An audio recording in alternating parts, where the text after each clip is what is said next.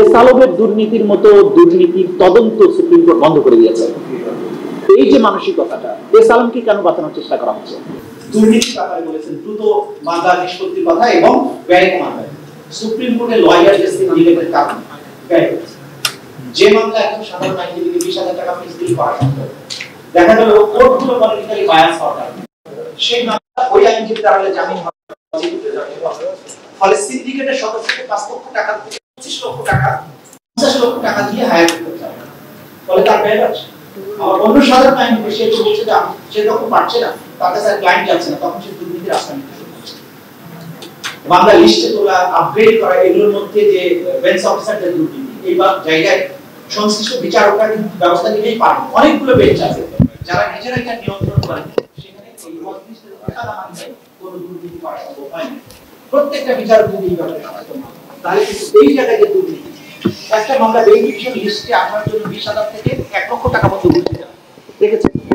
আবার অনেক বিচারক সম্পর্কে জানি জাজমেন্ট হয়ে গেছে, জাজমেন্টটা নামানোর জন্য 3 বছর পর্যন্ত জাজমেন্ট নামানো সম্ভব হয়নি, কারণ ওই বেঞ্চের সংশ্লিষ্ট বেঞ্চ অফিসার এবং পিয়নকে সে 3 লক্ষ টাকা ঘুষ চেয়েছে, এটা দেয়া হয়নি এবং এটা প্রধান বিচার পর্যন্ত বিচার গিয়েছে।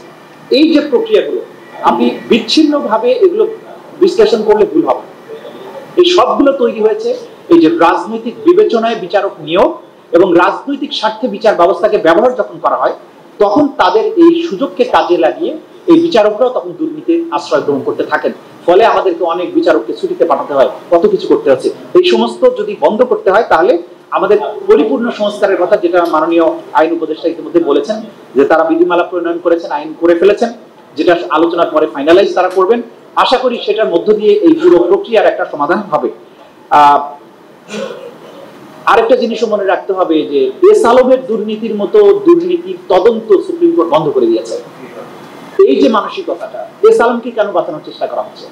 একটা সুপ্রিম কোর্ট তার কি কাজ যে এইরকম একটা দুর্নীতিবাজকে বাঁচানো, যাতে করে সে যেহেতু ক্ষমতাসীনদেরকে নানানভাবে সাহায্য করছে, তার গায়ে হাত দেওয়া যাবে না। এই যে কালচারটা, এটাকে বন্ধ করতে হবে। আমি অনেক বেশি কথা বলে ফেলেছি। আশা করছি সবার মূল্যবান মতামতের মধ্য দিয়ে দিল্লু ভাইকে ধন্যবাদ যে এই আলোচনাগুলো চলমান থাকলে আমরা নিশ্চয়ই একটা ভালো জিনিস বের করে আনতে পারবো। দেশ এবং জাতির স্বার্থে আমরা নতুন করে স্বাধীন হয়েছি, ইনশাআল্লাহ এই স্বাধীনতা আর হারাতে দেওয়া যাবে না। যে বিচার ব্যবস্থা ধ্বংস হয়ে গেছে, এটাকে আমরা আবার সোনালী দিনে ফিরিয়ে আনবো। Thank you.